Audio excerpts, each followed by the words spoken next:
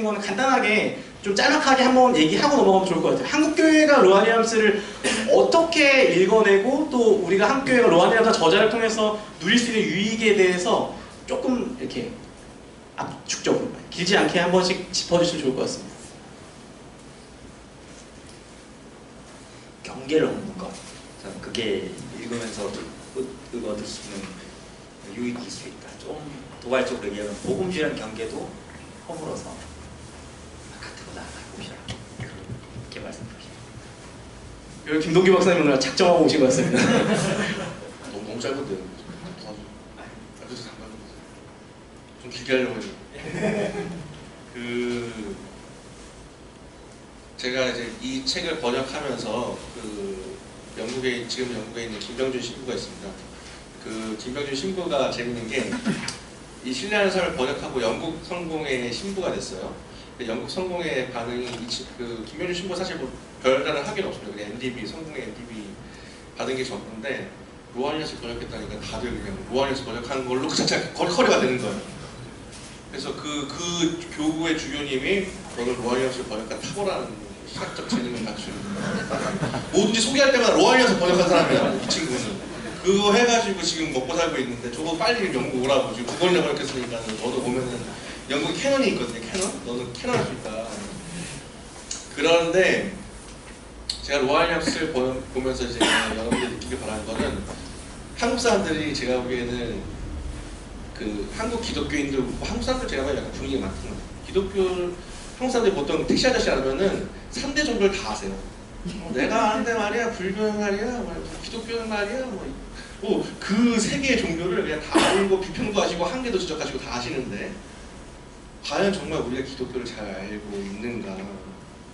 저는 정말 그런 생각을 저도 신학을 제가 02년도에 이제 학부 신학부를 들어갔으니까는 15년 동안 어떻게 보면 신학 공부한 셈인데 여전히 신학이라는 게 정말 무궁무진하고 그러니까 제가 보기엔 어떤 복음 예수 그리스도의 복음이 갖는 무게감과 신비감은 차지하고라도 그냥 그걸 인간이 해석해온 것만으로도 너무나 방대하고 너무나 많은 깊이를 가지고 있다는 것을 로하니아스의 책을 통해서 한번 감지하셨으면 하는 바람이 있어요. 물론 그러니까 여태까지 우리가 아는 모든 그 단어에 대해서 한 번쯤은 퀘스천 마크를 할 필요가 있는 게 또 하나 제 친구랑 그 얘기 나누기를 하자면 제 친구가 영국에서 그 장이모가 감독한 영웅을 봤대요. 영웅 혹시 아시나요? 영웅에서 맨 마지막에 그 이영걸이 이제 진시황을 죽이러 가잖아요. 진시황을 죽이러 가면서 이제 진시황을 죽이려다가 안 죽입니다. 왜 안 죽였냐? 그러니까는 텐샤 딱 이러거든요. 천하 때문에. 근데 우리는 딱 천하 때문에 천하 때문에 안 죽였다고 하면 뭔가 느낌적 느낌이 오잖아요. 이게 정확한 뜻은 모르더라도 뭔가 이게 좀 깔쌈하고 좀 이런 이 거대한 스케일로 인해서 이 개인의 어떤 한 사람이 죽는 것을 좀 믿었지 못하다는 이 천하라는 말 자체가 갖는 굉장히 거대한 풍광을 우리는 정확하게 몰라더라도 몸으로 느끼고 있던 거예요. 왜냐하면 우리는 동아시아 문명권에 있으니까. 근데 이거를 영국 애들이 어떻게 번역을 했나 보면은 그냥 For the Kingdom이라고 했대요. 처음에는 영국 애들. 여러분도 아시겠지만 For the Kingdom이라는 천하랑 맞는 뉘앙스는 전혀 이 천하라는 크기 갖는 스케일을 감지 못합니다. 물론 그래서도 영국의 영미권 애들이 막 이걸 번역하면서 싸우면서 그나마 번역을 한 게 For all under heaven. 그러니까 말 그대로 천하를 직역한 거죠. For all under heaven. 이걸 직역했는데 그렇다고 해서 이것이 여러분도 알겠지만 For all under heaven이라고 했을 때 이게 천하라는 말이 갖는 그 뉘앙스와 스케일을 다 갖고 있느냐. 우리는 직관적으로 이게 다 감지 못한다는 걸 알고 있어요. 뒤집어 생각하면 우리는 기독교가 서양 문화, 그러니까 히브리 문화와 그리스 문화, 게다가 서양 문화 2000년을 통해 굉장히 심사숙고된 언어의 산물이라는 것을 너무나 아무렇지도 않게 잘 알았다고 가져가는 건 아닌가. 우리가 마치 예수 그리스도를 고백했다고 해서는 사실 그 전체를 전부 다 낯설고 한 번쯤 질문을 던진 다음에 하나씩 우리가 지금 정말 그 언어의 뉘앙스와 그것이 그 사람들이 증언하고자 하는 말을 정말 심취해서 축하하고 있는지를 생각해 볼 필요가 있는 거죠. 로하니아스의 책 전부가 그거를 생각해 보게 하는데 기여할 수 있도록. 네, 저는 일단 뭐 지금 한국 교회 상황에서 한국 개신교가 보여주는 모습을 보면서 많은 사람들이 이거는 개신교의 최대치를 보여주고 있지 못하다, 혹은 최소 내지는 가장 그 적절치 않은 방식으로 개신교 신앙이 사회적으로 드러나고 표출되고 있는 양상들을 자주 보면서 기독교 신앙이라는 게 그 드러낼 수 있는 어떤 그 아우라랄까 영향력이랄까 그 양상이 어떤 건지에 대한 기대를 굉장히 많이 잃어버린 것 같아요. 그래서 스스로도 이게 뭔지를 잘 설명을 못 해내고, 그리고 우리가 접하는 대부분의 이제 경건서적, 신앙서적들은 그 시야가 굉장히 협소해서 그냥 다 우리가 아주 안전한 얘기들만 하잖아요. 어디 가서도 흠 안 잡힐 얘기, 아무한테도 불편하지 않을 얘기, 누구나 다 읽을 수 있는 그런 이야기가 굉장히 축소되고 최소화된 이야기만이 이제 기독교 공동체 안을 떠돌아다니는데, 벌써 사람들의 질문은 그걸 훨씬 넘어갔다는 거죠. 저는 가난한 성도들의 관심도 많고 또 그런 그 소통이나 이걸 할 기회가 많은데, 이미 제도교회가 줄 수 있는 것들로부터 떠나가거나 빠져나간 사람들이 기독교 신앙에 대한 새로운 어떤 매력이랄까, 설득력이랄까, 이걸 어디서 얻을 수 있는가. 저는 이걸 빨리 구축해내고 확보하는 게 한국 교회 기독교 신앙에서 굉장히 중요한 부분인데, 문제는 그걸 채워줄 수 있을 만한 이 스코프를 갖고 있는 저자들이 참 드물다는 거죠. 그래서 이제 로안 윌리엄스는 그런 면에서 이 사람은 제독교회 수장이면서도 신학적으로는 굉장히 이제 폭넓은 담론들을 구사하는, 전통의 틀 안에서 그 전통이 보여줄 수 있는 최대치까지를 쫙 뻗쳐서 보여줄 수 있는 이런 존재라서, 저는 이제 가난한 성도들이 기독교 신앙이 것이 뭡니까? 그랬을 때 그냥 무조건 제도교회 안에 들어와 신앙생활해라 하는 방식이 아니라, 원래 기독교 신앙이라는 게 이 정도로 혹은 현실 제도가 담아내지 못할 정도로 뿜어나가고 빛을 발하고 설득력을 갖고 하는 그 차원을 좀 이렇게 맛보기라도 좀 보여줄 수 있는, 그리고 이 사람은 두껍지 않은 책에서 그걸 이렇게 흙기들기 보여준단 말이죠. 우리가 로안 윌리엄스의 신학적 작업을 풀스케일로 다 읽기에는 너무 버거운 작업이 되겠지만, 고맙게도 이 사람이 훨씬 대중적으로 써준 이 책들은 그런 어떤 차원들을 좀 담아내주고 있어서, 기독교 신앙에 대한 흥미나 매력이나 또 기대치나 이런 것들을 많이 잃어버린 사람들이 로안 윌리엄스를 읽으면서 새롭게 기독교 신앙의 한계치 그걸 한번 갱신하는 그런 계기로 좀 잘 사용될 수 있을 거라고 보고, 저는 이제 여전히 좀 복음주의자로서의 어떤 그 자리에서 이야기를 한다면, 저는 복음주의라는 것을 이미 완결되어 있거나 딱 정해진 몇 가지 교리적인 헌신으로 환원하는 것에 대해서 반대하고요. 그래서 제가 즐겨 쓰는 말로는 이반젤리칼리즘 인 더 메이킹, 형성 중의 복음주의, 이런 말을 즐겨 씁니다. 복음주의도 계속해서 자기 성장을 하는 거고 발전을 하는 거고, 새로운 어떤 그 내용들과 만나면서 그걸 소화해내면서 넓어지는 거죠. 그런 면에서는 저는 그런 정체성을 갖고 있는, 복음주의 정체성을 갖고 있는 분들이 이게 우리 편 맞아? 이런 방식이 아니라 읽으면서 충분히 유익을 얻을 수 있고, 또 복음주의자들이 새롭게 대답해야 되고 좀 탐험해야 될 영역들을 보여준다는 면에서는 로안 윌리엄스는 굉장히 좋은 우리의 독서 대상이 된다, 이렇게 생각합니다. 네. 이 얘기를 사실 하면은 한도 끝도 없이 계속 할 수 있는 얘기지만, 시간 관계상 이 정도로 저희가 정리를 하고, 이제는 저희가 함께 참여해주신 독자 여러분들에게 마이크를 좀 넘겨서 질문을 받고 거기에 대해서 좀 같이 몇 가지 더 얘기해보면 좋을 것 같습니다. 이렇게 손 드시면은 마이크가 갈 겁니다. 들으시면서 의문 들었던 것도 괜찮고요. 아니면 혼자서 책 읽으면서 의아했던 부분도 괜찮고, 역자가 있으니까 이 번역이 왜 이러냐 이런 것도 괜찮습니다. 비하 책 보시면서 느꼈던 것. 네, 안녕하세요. 저는 이과생이거든요. 이과생이어서 아주 논리적이고 이성적인 신앙을 추구해 왔고, 최근 들어서 이렇게 정화랑 AR 덕에 신학도 겉핥기식으로 보고 있는데, 사실 이 주제를 보고 나서 처음으로 제자가 된다는 거 보고 나서 사실 들었던 느낌은 아까 김동규 박사님께서 신비 신학 얘기를 하셨는데 제가 보지 못했던 것이 있지 않나 라는 생각을 사실은 하게 됐고요. 근데 마침 신비 신학 얘기를 하시니까 사실 제가 궁금한 건 네, 저는 그 제도권 교회 안에서 어릴 때부터 아버지께서 목사님이시기 때문에 계속 안에서 계속 자라왔는데 개신교 안에서 보지 못하는 신비신학에 대해서 조금 더 자세하게 소개해 주셨으면 좋겠고 또 어떤 방식으로 거기에 좀 접근해 들어갈 수 있는지 방법이나 아니면 책 같은 걸 소개해 주시면 좀 더 이해하는 데 도움이 좀 많이 될 것 같습니다. 가장 책을 하자면 앤드류 라우스 서양 신비사의 기원이나 나는 맥빈의 책 제목 기억이 아니 서양 신비주의의 역사인가 그것도 비슷해요 제목이 제가 그 있어요. 하여튼 그 두 권 앤드류 라우스의 책을 먼저 권하고요. 그 다음에 그 신비에 대해서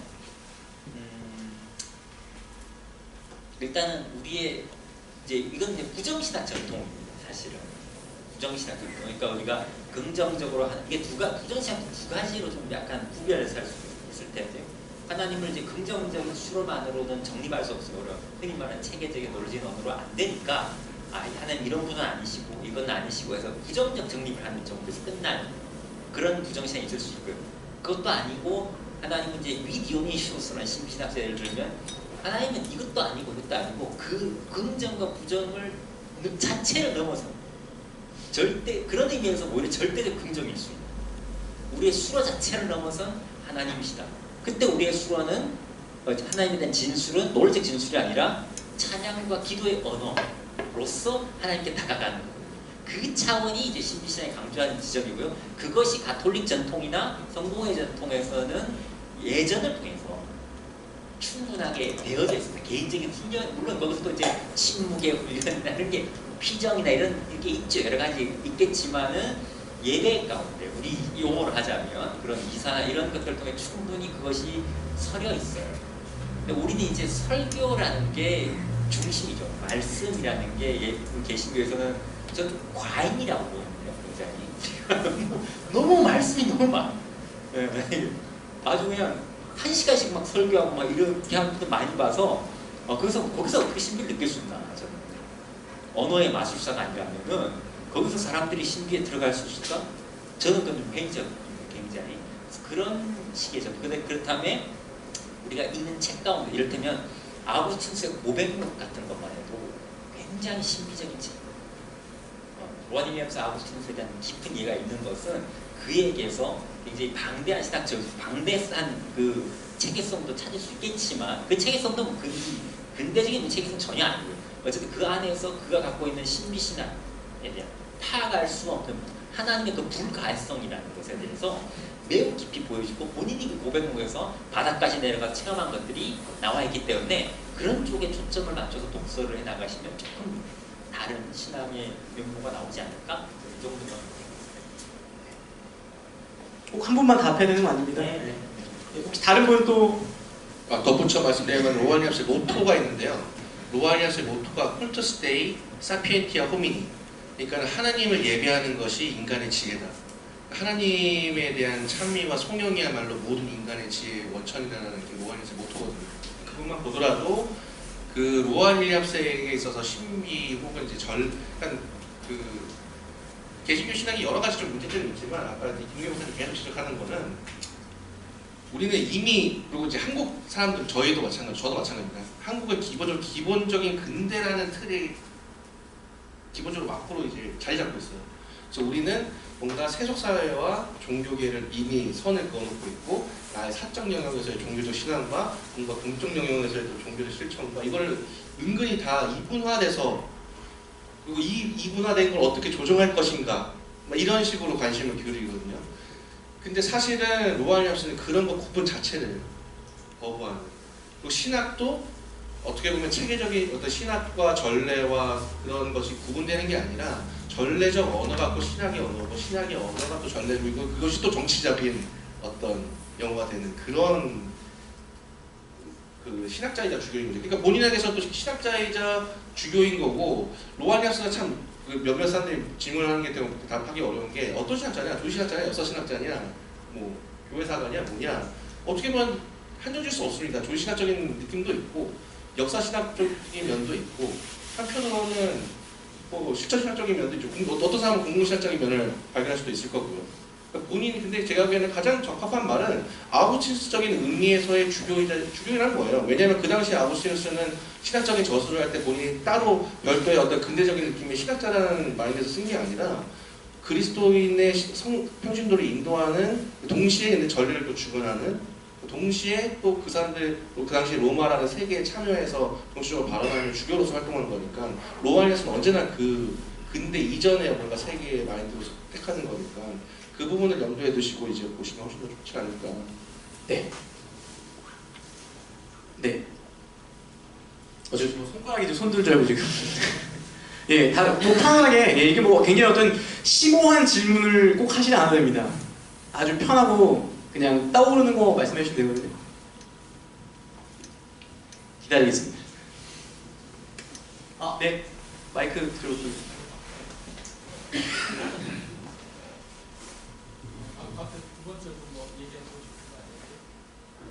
계신 것 같아요. 예, 마이크 드리죠. 마이크를 받으면 뭐가 하고 싶은 말이 저는 원래는 장로교회를 다니다가 이제 감리교회로 교회를 옮기게 됐는데 좀 되게 특징적으로 많이 이렇게 느낀 것 중에 하나가 교회력을 이제 따르는 걸 보고서 굉장히 낯설다. 물론 뭐 성령강림절이라든지 뭐 부활절, 성탄절은 당연히 일반적인 대다수의 교회에서도 지키는 절기이긴 하지만 사실 뭐 성령 강림 후 1주, 뭐 2주, 3주 그리고 뭐 주현절 같은 경우도 사실 감리교회 다니면서 처음 이제 알게 된 절기인데 오늘 그 말씀을 들으면서 굉장히 좀 이렇게 인상 깊게 다가왔던 것 중에 하나는 로안 윌리엄스가 성공회와 개신교, 가톨릭을 모두 아우르는 그리고 동방종교회까지 아우르는 신학자다라고 말씀을 하셨는데 사실 한국의 대다수의 많은 보수적인 교회에 다닌 복음주의 개신교인들은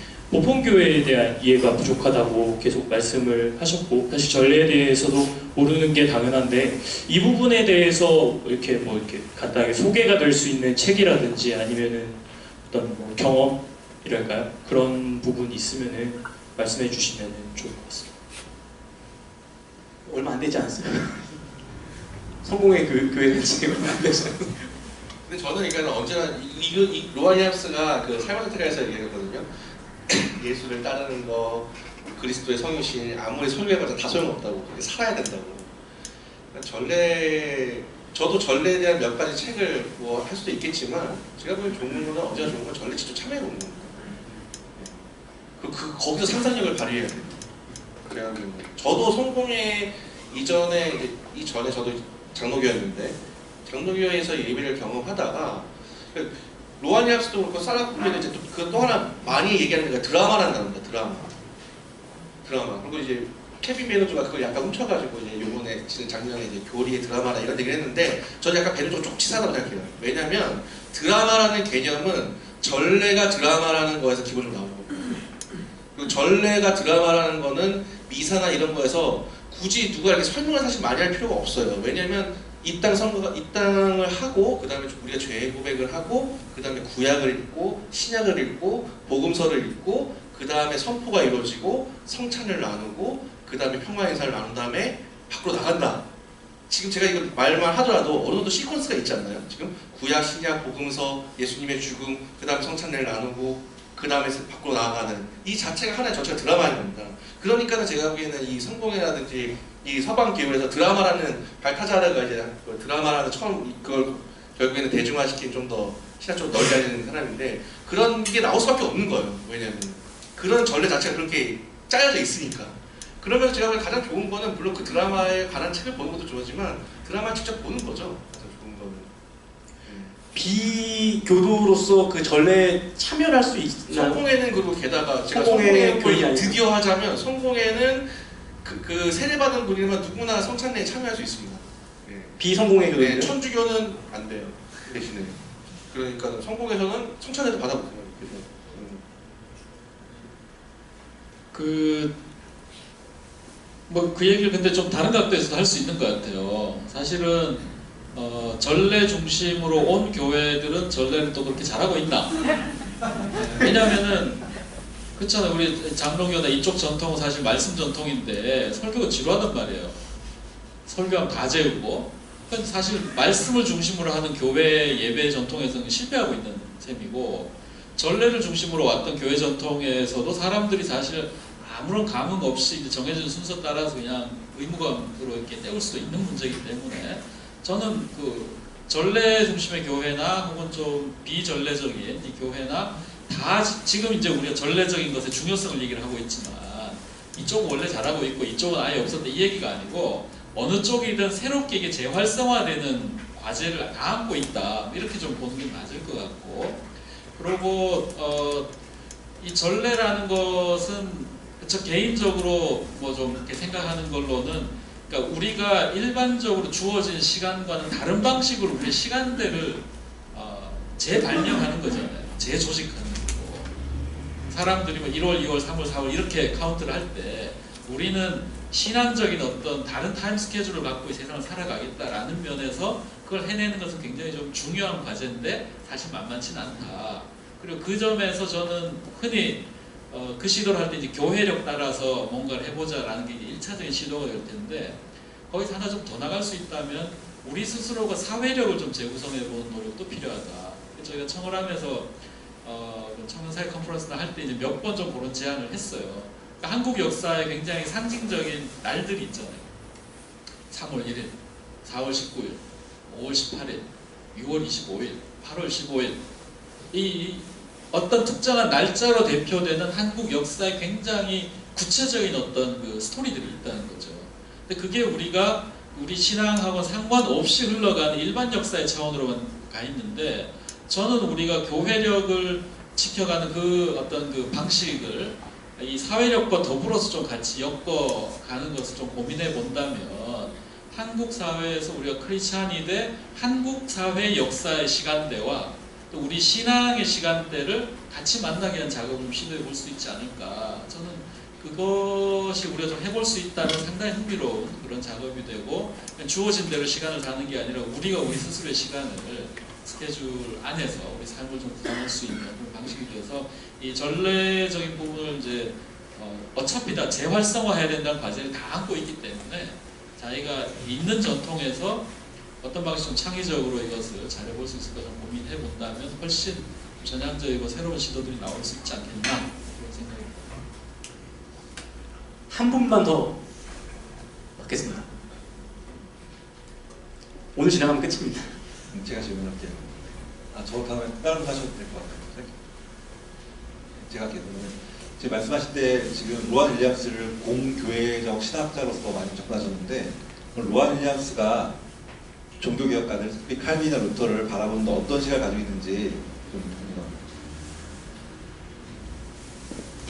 이걸 했었어야 되는데 뭐하다가 이제 자꾸 말씀 주시면 감사합니다. 실제로 2년 전에 was 칼빈 카톨릭이라는 그 강의를 해요. 그러니까 칼빈 카톨릭이었네요. 그러니까 이 사람에게서는 이 경계가 없다는 게, 가톨릭적인 보편교회에 대한 그 종교적인 요소가 있다면 그건 가톨릭이다라는 그 결론은 간단히 그렇습니다. 칼빈 가톨릭. 논란이 될 만한. 아니 제독교에서 가톨릭이 아니라, 왜냐? 그의 원천은 어디냐? 인문주의자로서 교부들이었다는 거죠. 특별히 그 기독론을 가지고서 이 기독론의 원천은 거의 대부분 아타나시우스였어요. 그리고 이 기독론을 통해서 우리 몸과 영혼이 쇄신되고, 그러니까 이 사람이 전적 타락교를 아마 받아들이지는 않을 거예요. 근데 전적 타락, 이 사람은 이 장점이 뭐냐면, 이게 야 이거 틀렸으니까 아니야 하고 끝나는 게 아니라 그 시대에서 해석을 해서 이 교리가 나온 맥락이 있다는 거죠. 전적 타락교리만 해도 이게 뭐냐, 극적인 것을 보여줍니다. 그러니까 예수 그리스도께서 영혼만이나 몸까지 다 돌아가셔야, 다 사망해야 우리 인간이 전체가 다 배신한다는 것이, 그러니까 전체 부패 꼭 하나로 그냥 인간도를 설명한 게 아니라 기독론적으로 예수 그리스도 반드시 필요하다. 전인격적인 그 사역이, 그리고 그것이 무엇을 다시 교회로 연결되는 이것을 보여준 게 칼빈이었기 때문에, 이게 뭐냐, 칼빈은 가톨릭적인 신학자다.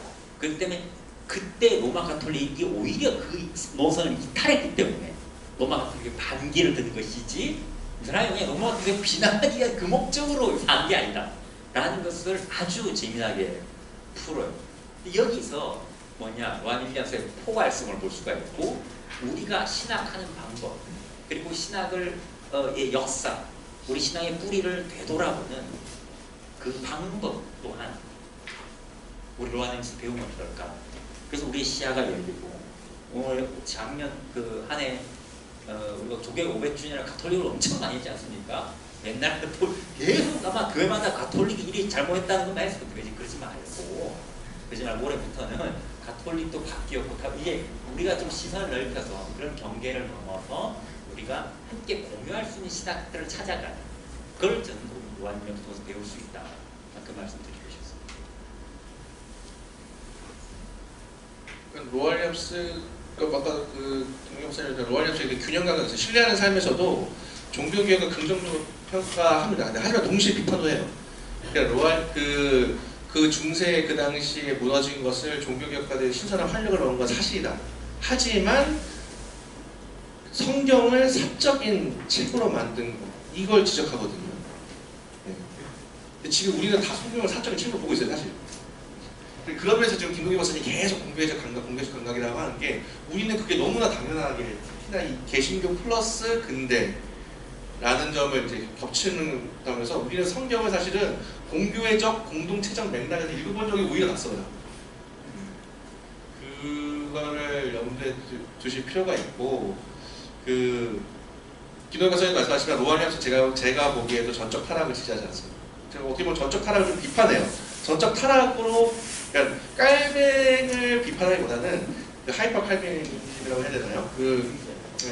이후 칼뱅주의자들이 만들어낸 전적 타락에 대해서 비판합니다. 이거는 삶을 선택하라 설계에서도 은연중에 나와 있어요. 그러니까 죄를 강조하는 사람들은 그 이전에 하나님의 창조라는 것에 아주 근원적 창조성의 무게, 이거에 비하면은 인간의 비극적인 죄라는 건 결국에는 가려질, 언젠가 사실 것을 불과하다. 이거를 자꾸 놓친다고.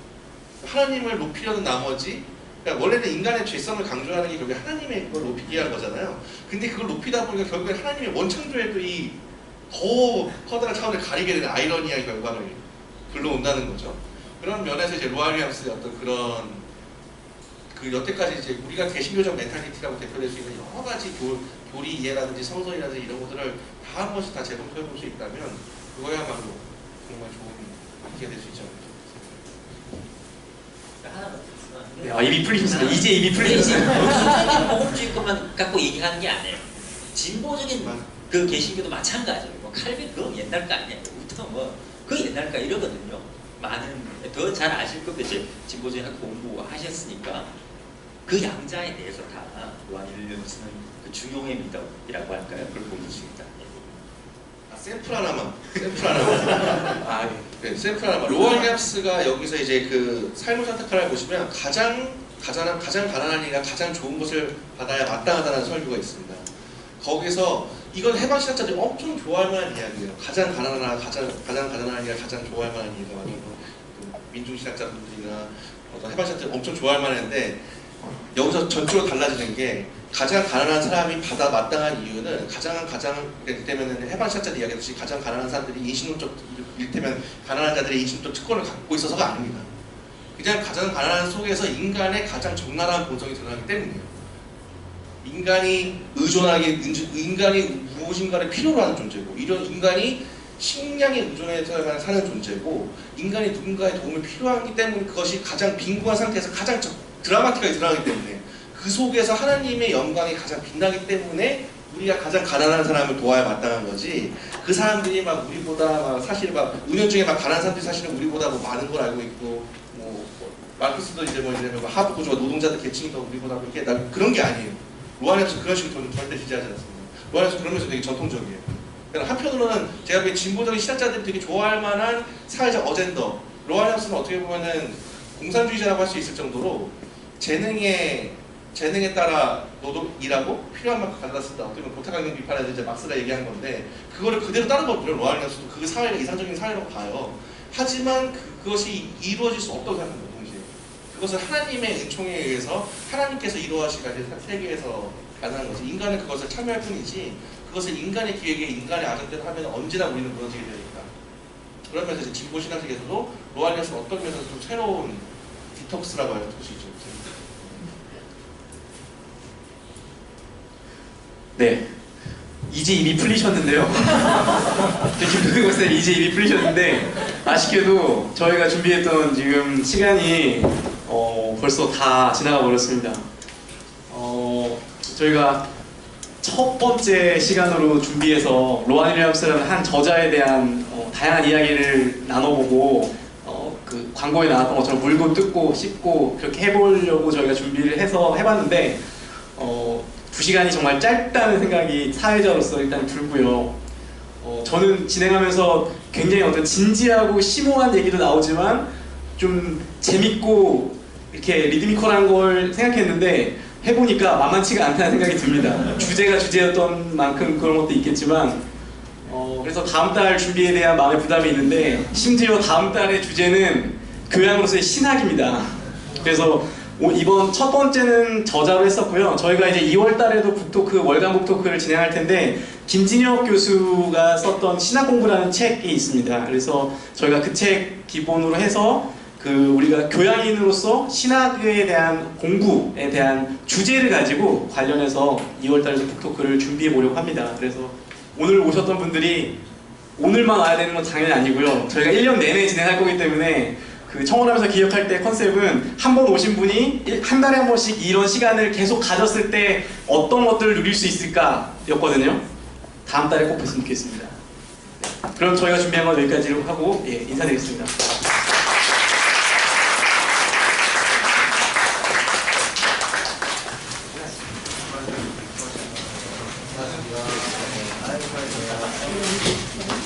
아,